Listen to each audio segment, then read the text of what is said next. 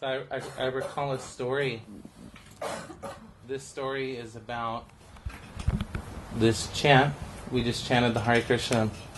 The person responsible for this chant, he's an Indian Swami. His name's Prabhupada. But it's a kind of a funny story. When he came to America for the first time, and you kind of have to keep in mind that this Indian tradition yoga, for the most part, it had stayed in India, and people would go to India and have a spiritual quest or a spiritual journey, and they would learn many things. But this is a unique part of history where an Indian guru, a Swami, he came to America. So at that time in the 60s, there were a lot of hippies. They asked Prabhupada, what is a hippie? He said, you know better than I do. He said, but if I was to answer, I would say something extraordinary. So they, you find in many of these temples in India, there's an altar and people offer little sweets. And so these students of this guru they were learning how to offer the sweets with the little prayer, how to bless the sweets. And afterwards, they had noticed that there was a lot of ants all over these little sweet balls. So they were complaining, and these are younger, hippie-ish type people. Here's an old Swami. So they said, there's ants all over this food, this blessed food. So I said, don't worry, they don't eat very much. They're just little, ants. So they were like, oh, okay. So it was a joke. But I always remembered this story. I liked it for many reasons. But to me, this is a really good illustration of this type of culture that has existed in ancient India for a long time. And it's a culture of high metaphysical ideals. And basically that ideal, what he was saying there was the ant eats. The ant has to sleep. The ant drinks water. You eat, you sleep, you drink water. So as a human being, we should have enough sense that we can see other creatures and we could find that unifying principle. So instead of seeing that the ants are stealing my food, we can think, oh, the ant's hungry. This is food. This is just food here. So this is an interesting point, and it doesn't stop there. And this is what I think is really cool about this, you could call philosophical integrity. What that means is when you apply a philosophical principle to one thing, then shouldn't you not apply that to all things? So this principle of finding unity between different entities, different living beings, different objects in this universe, finding the unifying principle, that is very much the spirit or the heart of yoga. Yoga means link, to make a connection. So one who's in yoga, they're always linking and seeing different connections. So not just, okay, the ant's a little person, I'm a person. That's a great realization, but it goes beyond that. The cosmos, everything that exists. One astronomer, he actually charted how the different planets could mathematically represent musical notes. So what he was showing was the harmonies of the universe, how things are almost like a symphony or an orchestra. So that's one example, that music is not just music, but the principle of harmony, and that's what music is, can be seen all around us. So try to keep that in mind. Going back to the ant, this is very interesting. Ants are a really good way to learn this lesson because they're very much like people. Did you know that ants, they're one of the only species that domesticate another species besides human beings? The aphid, right? The aphids and there's some other little mealy bugs. But these ants are really intelligent. They take the mealybugs and they carry them around just like a goat or a cow. And the little mealybugs just graze on mold. And the mealybug, his excrement is a little bubble of sugar. and so the ants, you know what? The ants eat that, and they really like that. It's disgusting, but so they milk the aphids just like we would milk a cow, and they drink that little sugar. And it's really funny. They found out when it rains, these ants, they put their little aphids back in their little barn. They have a little place, and then when they come out, they put them out again. So these ants are really intelligent, and people have always studied them, and I think people have always considered them, could relate to them in some way, like, oh, it's a little city, it's a little civilization, So one of the things that scientists right now are finding very interesting is they're researching about the ant. Why? The ant lives in a colony, and this is a really interesting fact. The ant, as we know, like most colony type of insects, there's a queen, and then there's different type of workers and things like that.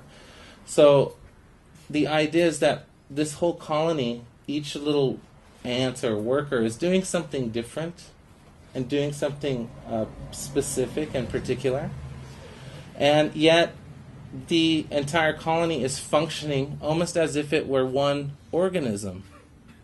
And so this is a new concept that some scientists, researchers are interested in. That how is it that the ant knows how to function as one organism, although it's carrying out all these tiny little tasks? And in fact, they found out that the ants are so scientifically divided that each one has specific tasks. There's workers, isn't there? There's soldiers. There's there's ones who take care of the little babies. Everyone has a role in ant society, and everyone seems to kind of know about that. But yet you don't see it in any school, where they're like, okay, gotta learn how to be an ant. No, they just automatically do that, right? So this is a really interesting point. So this brings a lot of questions. How do the ants know how to do that? How do they know how to cooperate? How do they know? It's almost as if they called it the macroorganism. What a macroorganism is all these little organisms, they add up to become a big organism. And, ants, when they find other colonies, what do?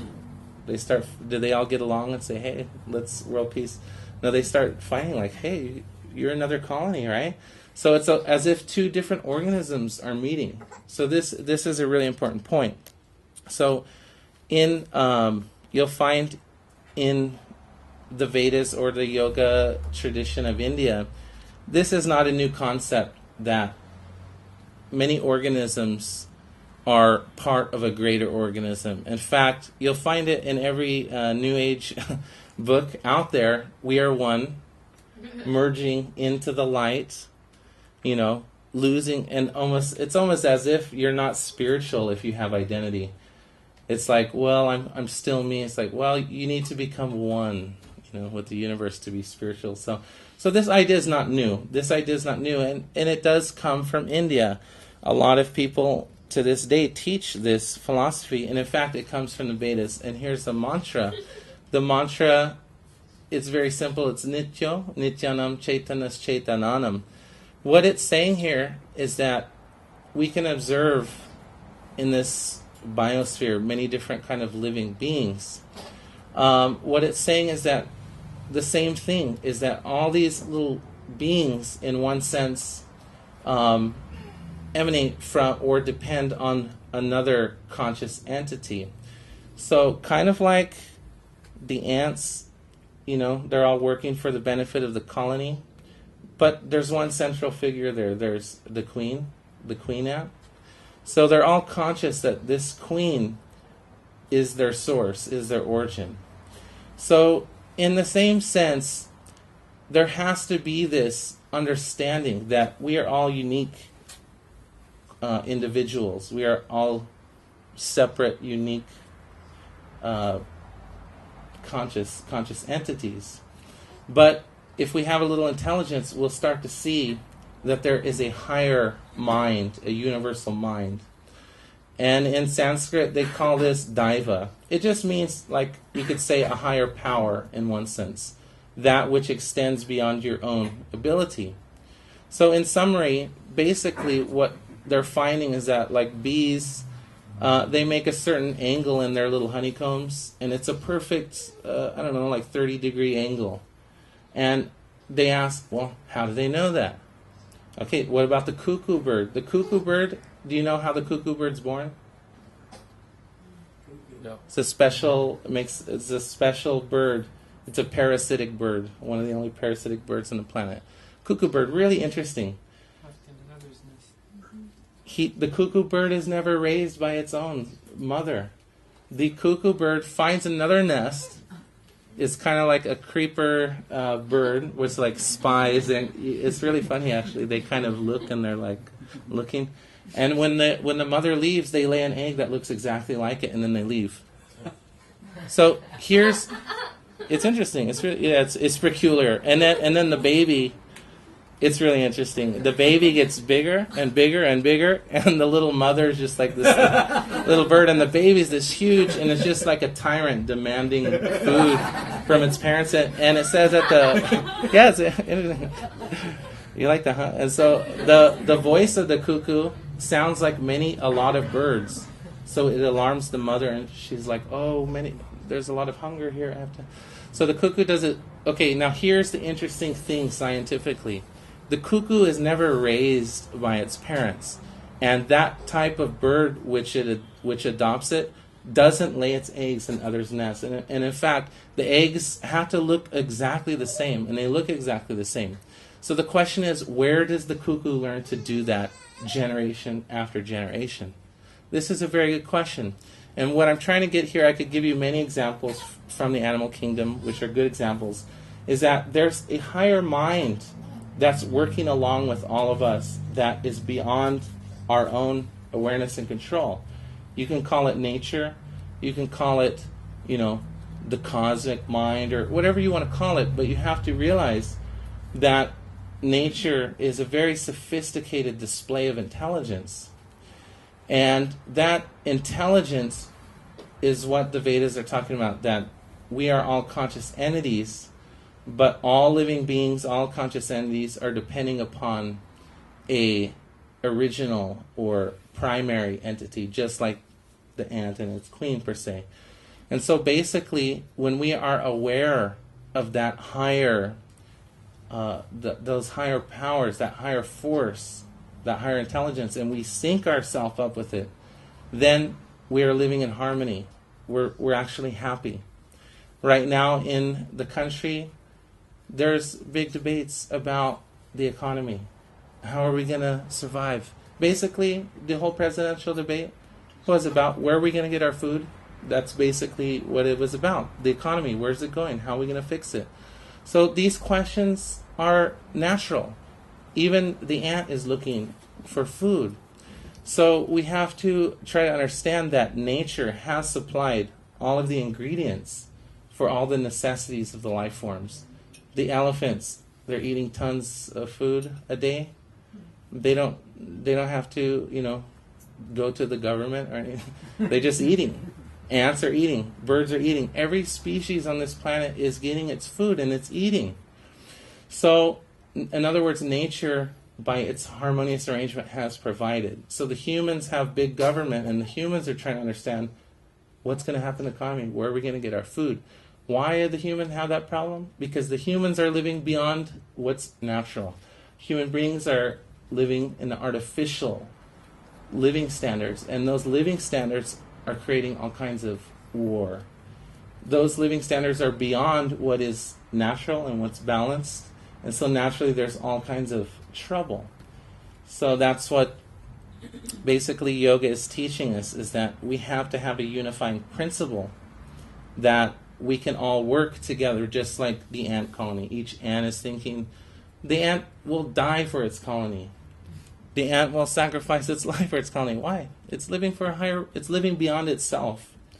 So when we can live beyond just our own self, and we can see that there's a higher intelligence, and we can harmonize and we could decrease our artificial living standards, then that will be beneficial for people. So this is kind of the message that has been spoken about for a long time.